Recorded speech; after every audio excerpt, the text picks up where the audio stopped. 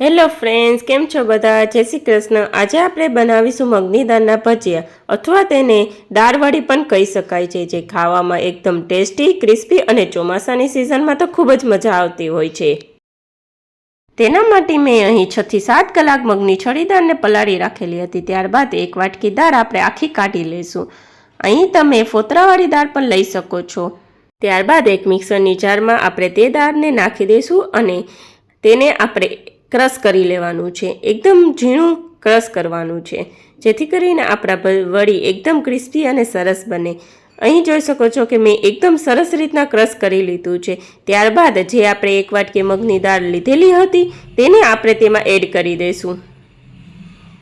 ત્યારબાદ ઝીણી સમારેલી ડુંગળી, લીલું તીખું મરચું અને કોથમીર એડ કરી દઈશું. પછી તેમાં આપણે હિંગ, લાલ મરચું પાવડર, સ્વાદ અનુસાર મીઠું અને 1 ચમચી ખાંડ એડ કરી દઈશું.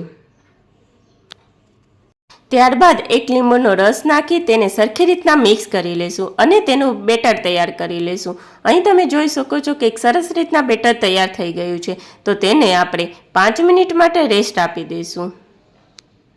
ત્યારબાદ એક કઢાઈમાં આપણે તેલ લઈ લઈશું. તેલ ગરમ થાય પછી તેને આપણે ભજીયા બનાવી લઈશું. અહીં આપણું બેટર એકદમ ઘાટું રાખવાનું છે. જો તમારું બેટર ઢીલું થઈ ગયું હોય તો તેમાં તમે ચણાનો લોટ પણ એડ કરી શકો છો. અહીં આપણે ભજીયાને થોડાક જ ફ્રાય કરવાના છે.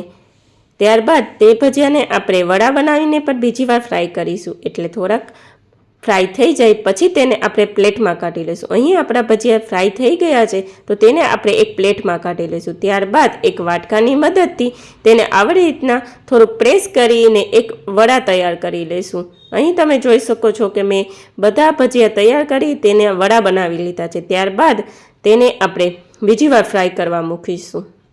ત્યારબાદ તે જ કઢાઈમાં આપણે પાછા તેને ડીપ ફ્રાય કરવાના છે અને એકદમ ગોલ્ડન બ્રાઉન કરવાના છે. હવે તમે જોઈ શકો છો કે આપણા ભજીયા એકદમ ગોલ્ડન બ્રાઉન થઈ ગયા છે.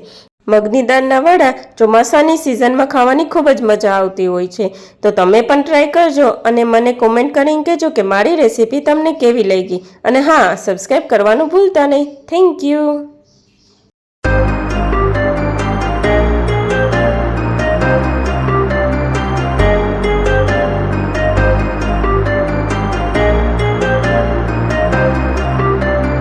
Ryan Little. Yoga.